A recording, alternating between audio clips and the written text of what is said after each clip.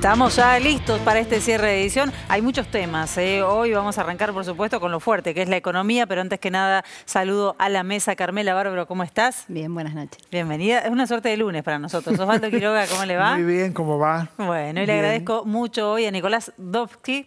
Bueno, me va a costar todavía, ¿eh? DB, hay que juntarlas. Un poco difícil, economista que nos acompañe hoy. Gracias, Nicolás, por estar acá. Muchas gracias por la invitación. Bueno, qué semana, qué año, qué temporada para hablar de economía, ¿no? Complejo. Sí, es Argentina, estamos acostumbrados. Estamos acostumbrados, bueno. Vamos a arrancar por lo que es el presupuesto. Estuvo el ministro Guzmán hablando del presupuesto, presentando el presupuesto 2022, defendiéndolo. Hay una oposición que dice aparentemente que no va a acompañar ese presupuesto y que está objetando, voy a arrancar por ahí, está objetando principalmente lo que tiene que ver con la continuidad de determinados impuestos, ¿no? Que parece que se va a negar al presupuesto por eso. ¿Qué significaría en este momento dar de baja esos impuestos? Bueno, en principio el presupuesto lo que define son dos cosas. Por un lado, las proyecciones de recaudación del gobierno.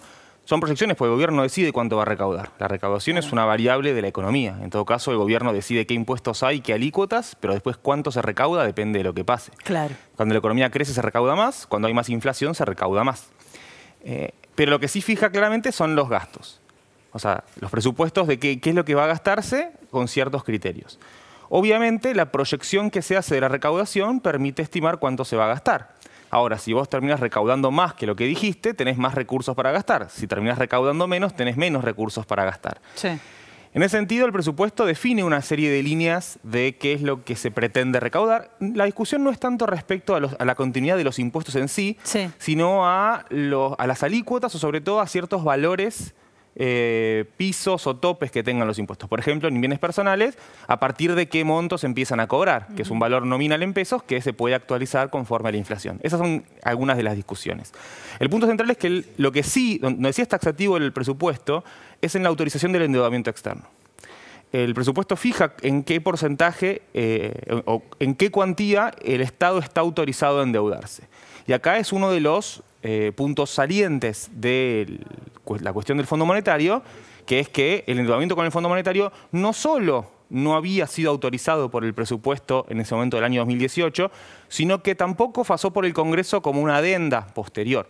Con lo que ahí sí hay elementos que complican el asunto y en todo caso, si no se llega a aprobar el presupuesto, lo que queda en Argentina es que se replica el presupuesto del año anterior. Sí. Lo que en términos nominales es un problema para la economía con inflación, termina siendo que se especula un presupuesto más pequeño, con lo que en realidad quedan más fondos disponibles para el gobierno. Con lo que si la oposición decide no aprobar el presupuesto, lo que termina haciendo es dando una carta más libre al gobierno, porque mucho más grande, porque hay muchos más recursos disponibles posterior, porque se especula una recaudación menor. Claro.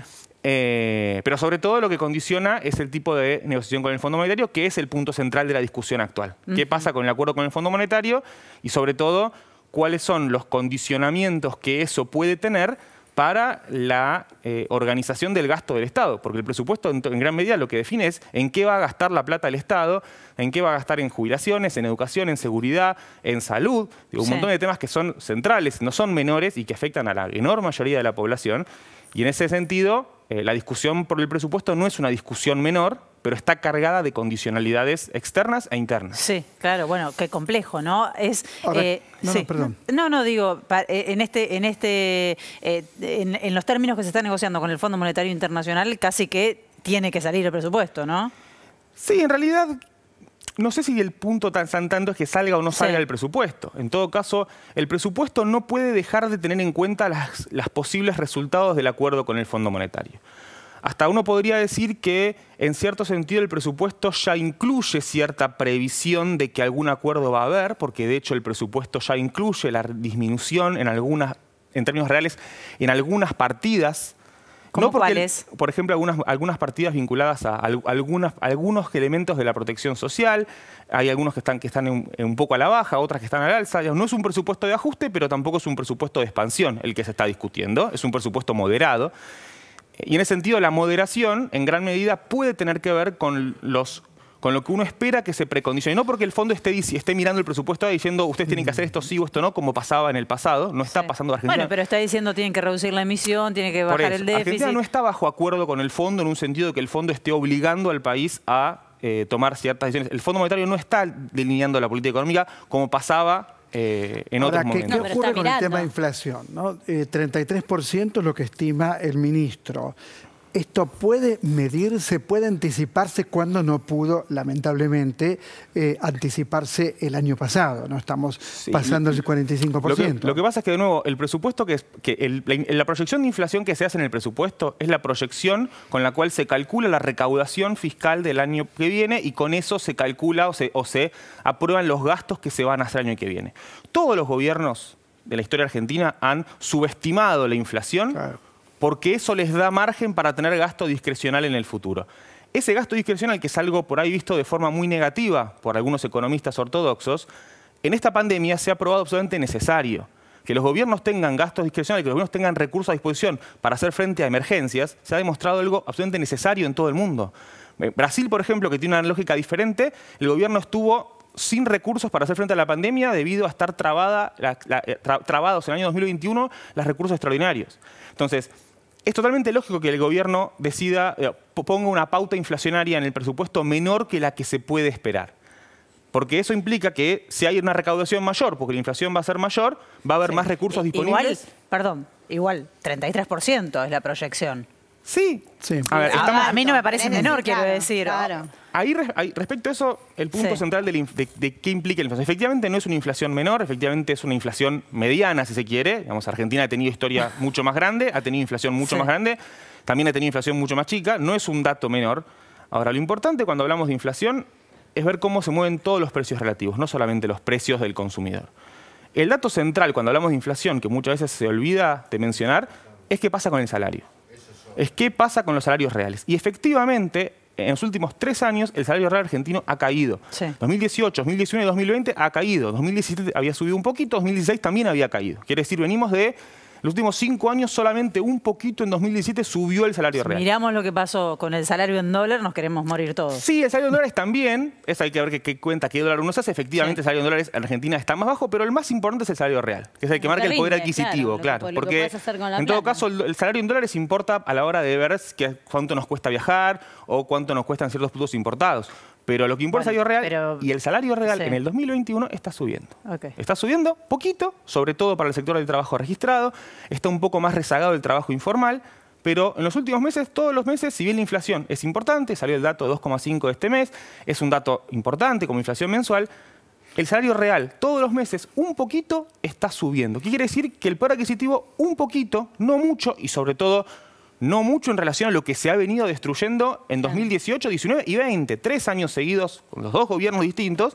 Entonces, en ese sentido, ¿qué es lo que se espera del año que viene? El año que viene se espera que la economía siga creciendo. Este año se espera 10-11% de crecimiento de la economía. Es cierto, es en comparación al pozo que fue 2020, pero es uno de los países que más va a crecer en el mundo, Argentina. Y la industria va a crecer un par de puntos más que ese promedio. La industria es un sector que genera mucho empleo. El desempleo está bajando. El desempleo en el último informe del segundo trimestre fue de 9,5 puntos contra un pico de casi 14 en el pico de la pandemia. Quiere decir, 1 de cada 3 personas que perdieron el trabajo en la pandemia, que estaban desempleados el año pasado, ahora ya no están más desempleados. La economía está creciendo. Es esperable que con ese crecimiento el salario real crezca y que el salario real, al crecer, haya mayor consumo y por ende mayor crecimiento también, por vía multiplicador. Y en todo caso, todo eso va a entrar en tensiones y esas tensiones seguramente se van a expresar en lo que suele expresarse siempre tensiones, que es la falta de dólares. Ahora te vamos a preguntar, primero vamos a escuchar la palabra del presidente, pero le vamos a preguntar qué pasa con ese crecimiento y cómo se hace para que efectivamente no quede concentrado en grupos reducidos, que me parece que es el gran problema, ¿no?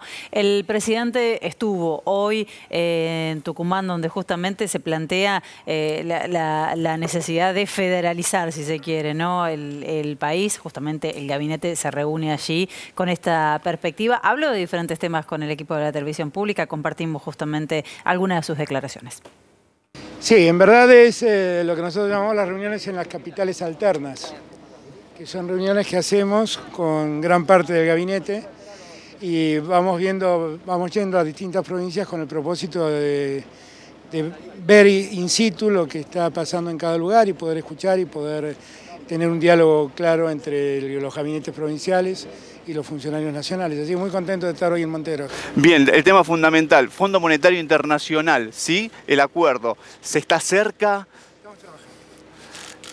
Una pregunta, algo que dijo ayer el ministro Guzmán en el Congreso, fundamental. El tema inflación. ¿Sabe que es un problema que lo tuvieron todos los gobiernos? Todo eso estamos trabajando, no son temas simples de resolver por la situación en que la Argentina quedó y el conflicto que para el mundo significó la pandemia, ¿no? Que ha deparado un aumento de los precios de los alimentos en todo el mundo y que en la Argentina repercute más por la situación de debilidad económica en que la Argentina estaba en el año 2019 y que con la pandemia se complicó más. La última, Consejo de la Magistratura, hay un proyecto en el Congreso para cambiar la cantidad de miembros, pasarlo de 13 a 17. ¿Cómo lo ve? ¿Entiende que puede ser aprobado? La verdad es que lo que hemos intentado hacer es tomar... la Corte le pidió a quien me precedió en la presidencia que envíe una ley para resolver este tema. Bueno, el anterior presidente no lo hizo, nosotros lo estamos haciendo y estamos recogiendo la preocupación de la Corte, que es que los representantes sean equitativos entre los 4 segmentos que componen el Consejo. Bueno, muy bien, la palabra del presidente Alberto Fernández, hablando de todo un poco, ¿no? Al comienzo hablaba justamente de la cuestión económica. Yo dejé pendiente una pregunta y se la voy a trasladar a Nicolás, que nos está acompañando hoy gentilmente para hablar de economía. Y me parece que la incógnita es esa, ¿no? Que se la viene planteando el gobierno. ¿Cómo hacer para que este crecimiento, estos números que vos recién nos traías a la mesa, realmente sea para todos, ¿no? Sí, bueno, de vuelta, el principal problema que tiene en la historia argentina es los ciclos de crecimiento, es que cuando en Argentina crece la economía suelen crecer las importaciones, sobre todo de insumos, y eso implica una mayor demanda de dólares. Entonces, el gran riesgo es que el crecimiento vigente se frene por insuficiencia de dólares. Esa insuficiencia de dólares que está fuertemente condicionada por la necesidad de los pagos con el Fondo Monetario, que son 19.000 millones de dólares este año, el 2022, y 19.000 más en 2023. En ese sentido, el principal riesgo al crecimiento actual no tiene tanto que ver con la capacidad productiva, no tiene tanto que ver con la capacidad ociosa, con que estén las fábricas a tope o no, no tiene tanto que ver con la capacidad de la mano de obra. Argentina tiene recursos humanos espectaculares, no tiene tanto que ver con los recursos naturales y la disponibilidad de del uso de esas fuentes, tiene que ver principalmente con la disponibilidad de dólares, que son escasos y que en un contexto de crisis externa asociada al Fondo Monetario y también a lo que es la formación de activos externos recurrente que tiene la economía argentina, eso es el riesgo principal del crecimiento. Ahora, y por eso las medidas tienen que ir orientadas en ese sentido. Aparentemente el riesgo, el fondo no quiere hablar de sobretasas, ¿es así? O sea, no quiere bajar la sobretasa. Si no baja la sobretasa son 900 millones de dólares, ¿es correcto? Lo que pasa es que hay una discusión interna también al interior del Fondo Monetario. Así como en Argentina hay una discusión respecto a la legitimidad de ese préstamo porque fue escandaloso, también se da esa discusión al interior del Fondo Monetario. Digo, cuando vos le des plata al banco tenés un problema, pero si le des mucha plata al banco, también el banco tiene un problema. Digo, el Fondo Monetario dio un préstamo que violó los propios estatutos del Fondo Monetario y hay una discusión interna respecto de eso. Obviamente es bastante probable que esa discusión interna no llegue a demasiado, que no haya a partir de eso un mea culpa y un reconocimiento de nada, y en todo caso las sobretasas están dentro del esquema de la negociación actual. Ahora, uno lo que entiende es que lo que el gobierno está apuntando principalmente, más que negociar las tasas o sobretasas, es negociar los plazos.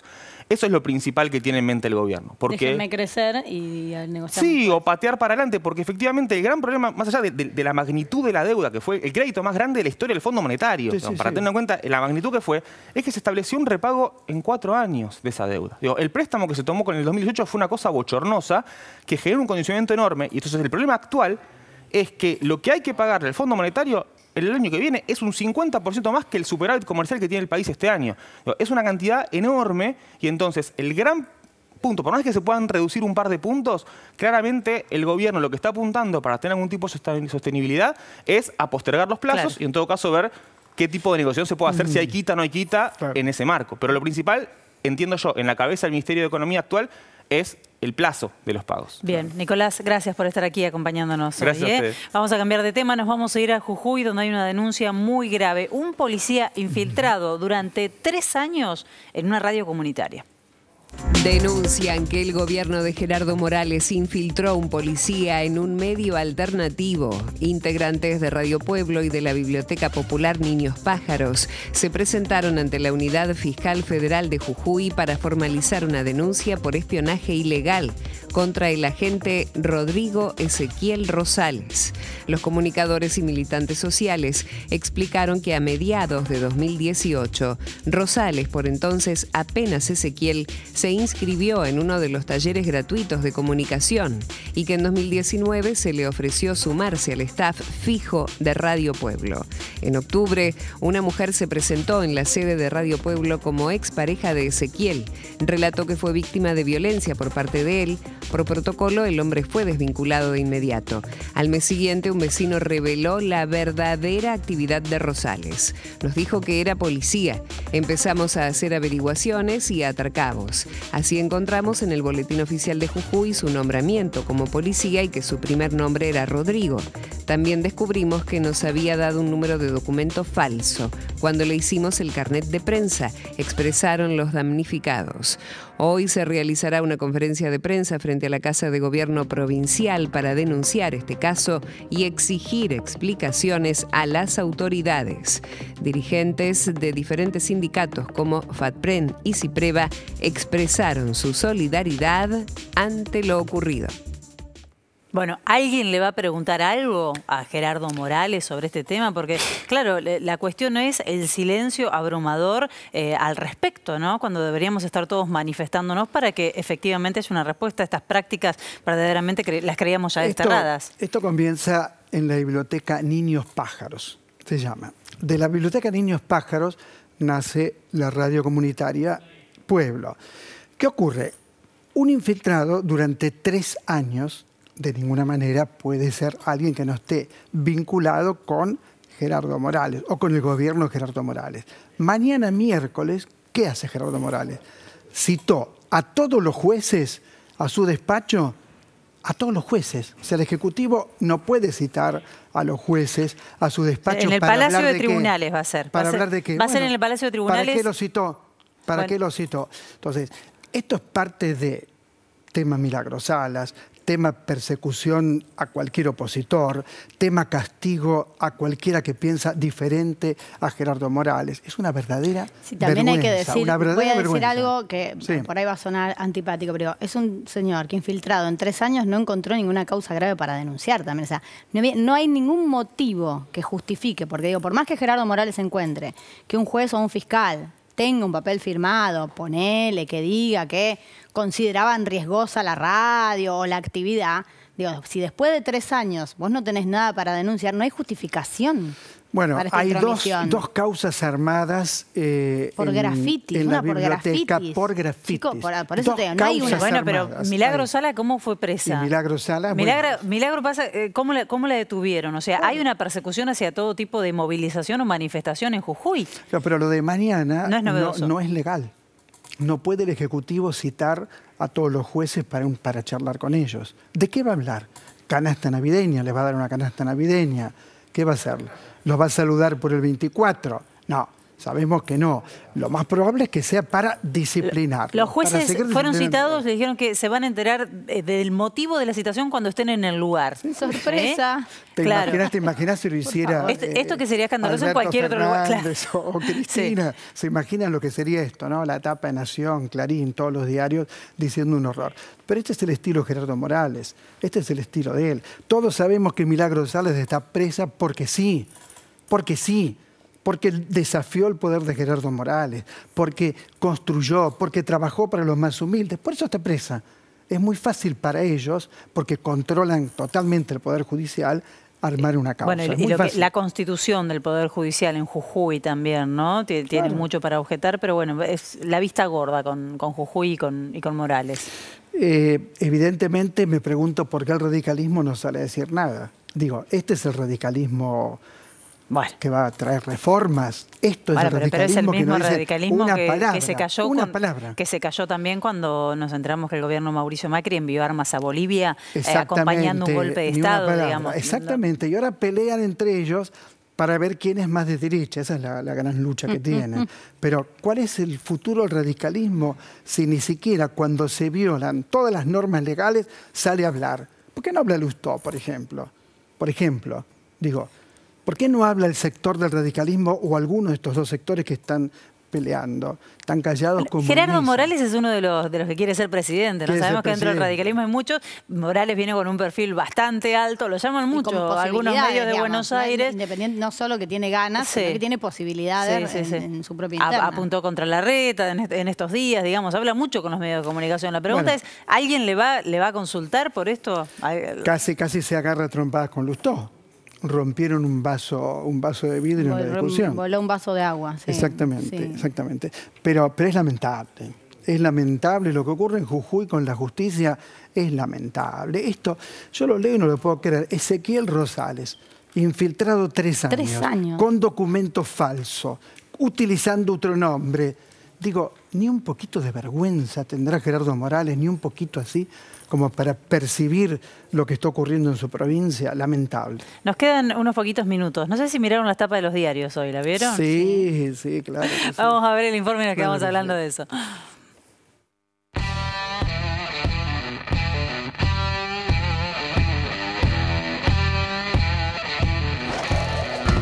Bueno, habló el secretario de Comercio, Roberto Feletti, a propósito del plan Precios Cuidados, pero en particular sobre el congelamiento de precios, la política vinculada precisamente con el objetivo de mantener los precios estables y la información o la desinformación y la animosidad. Así lo definió el funcionario a una tapa del diario Clarín del día de hoy.